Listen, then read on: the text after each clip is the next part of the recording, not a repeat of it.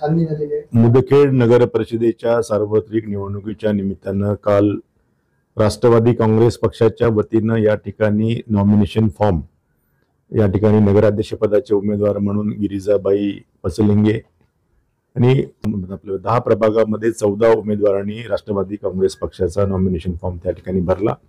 आज त्या ठिकाणी छाननी झाली. छाननीमध्ये सगळे नॉमिनेशन आमचे जे अर्ज आहेत ते वैध ठरलेले आहेत. त्या अनुषंगाने आज मुदखेड शहरामध्ये आलो आणि निवडणुकीमध्ये आम्ही स्वबळावर लढण्याच्या भूमिकेतनं आम्ही राष्ट्रवादी काँग्रेस पक्षाच्या वतीनं या ठिकाणी निर्णय घेतलेला आहे. जिल्ह्याचे नेते आमचे प्रतापराव पाटील चिखलीकर साहेबांच्या माध्यमातून या ठिकाणी निवडणुकी अटीतटीची होणार आहे आणि राष्ट्रवादी काँग्रेस पक्ष पूर्ण जिल्ह्यामध्ये नगराध्यक्ष पदाचे उमेदवार त्या ठिकाणी घोषित झालेले आहेत. भोकर मतदारसंघामधला मुदखेड तालुका आणि मुदखेड शहरामध्ये राष्ट्रवादी काँग्रेस पक्ष पूर्ण ताकदीनिशी या ठिकाणी निवडणूक लढत आहे आणि नगराध्यक्ष पदाचा उमेदवार आमचा हा त्या ठिकाणी चांगला चेहरा आम्हाला या ठिकाणी मिळालेला आहे आणि या माध्यमातून राष्ट्रवादी काँग्रेस पक्षाचा झेंडा आमचा नगर परिषदेवर मुदखेडच्या फडकेल असा आम्हाला आत्मविश्वास या ठिकाणी आहे.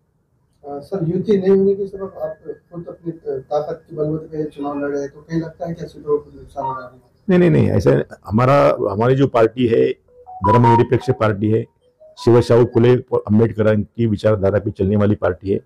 इस वास्ते हमारी पूरी ताकत राष्ट्रवादी कांग्रेस के साथ लगाने वाले. यहाँ पे भाजपा के उम्मीदवार है अशोक राज नेतृत्व है, तो उसका कैसा मुकाबला करेगी राष्ट्रवादी कांग्रेस पार्टी?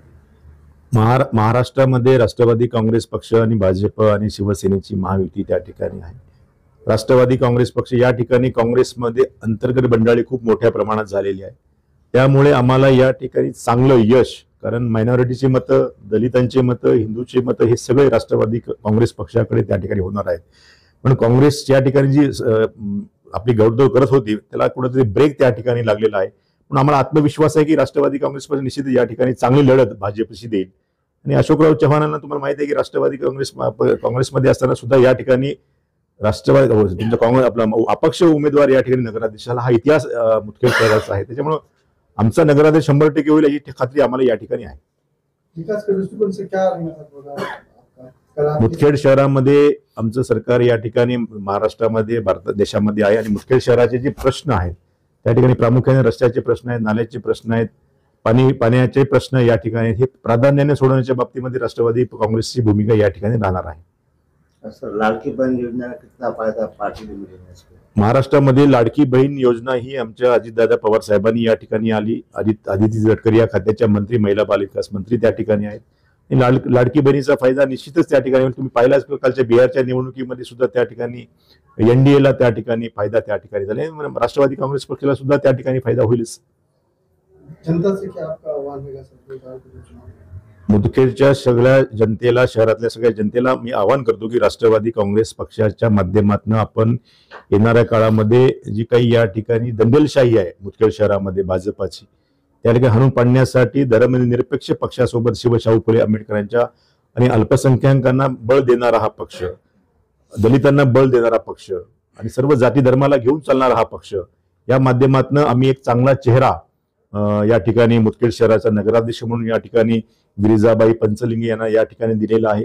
मी सर्व जनतेला आवाहन करतो की येणाऱ्या काळामध्ये आपण उद्या 2 तारखेला राष्ट्रवादी काँग्रेस पक्षाचा जे घड्याळ आमचं आहे हे घड्याळ आपल्या घरात, आपल्या घड्याळ प्रत्येक शहरामध्ये घड्याळावर मतदान करण्याच्या भूमिकेनं सर्व आमचे उमेदवार आणि नगराध्यक्षाचे उमेदवार यांना मतदान करावे असं या ठिकाणी आवाहन करतो.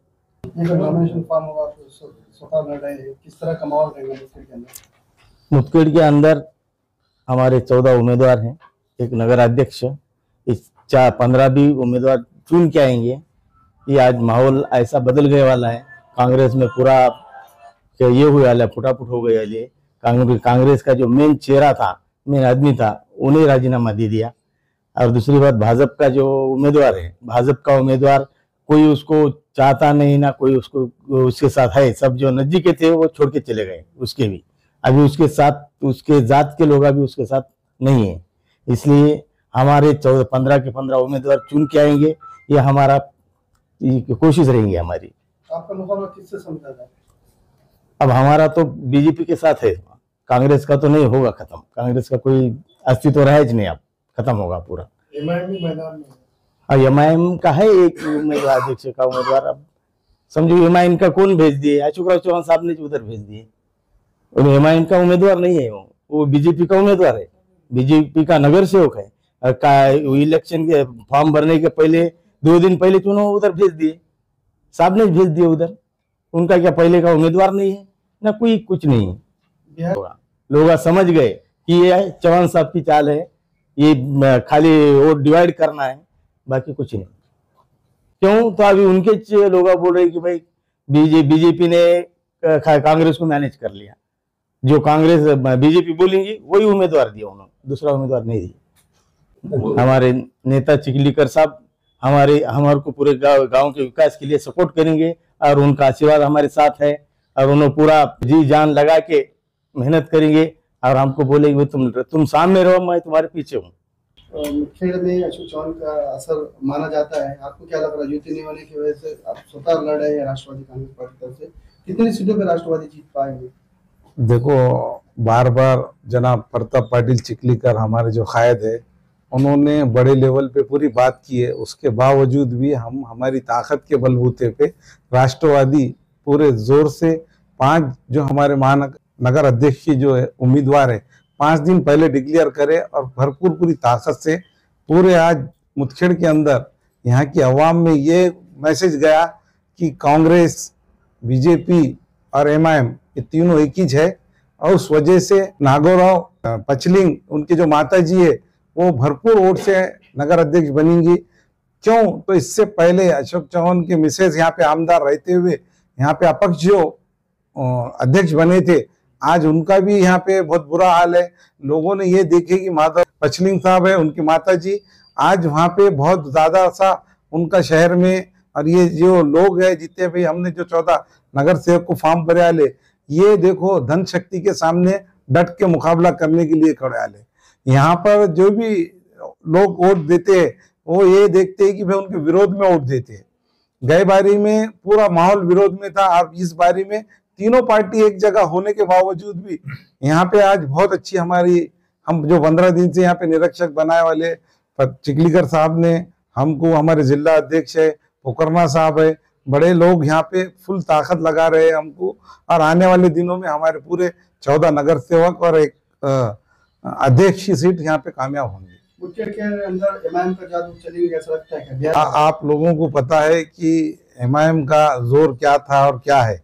अगर से कि 1400 किलोमीटर दूर जाके अगर कुछ होता होगा तो उसका परिणाम यहाँ नहीं आता। यहाँ विकास के ऊपर लोग मतदान देते। इससे पहले भी एमआईएम के लोगों ने यहाँ पे अध्यक्ष को खड़ो कराए थे, मुजीब जागीरदार के आपस में कितने वोट लिए, 50 वोट लिए, कितने नगर सेवकों को 100 वोट 50 वोट की जैसा।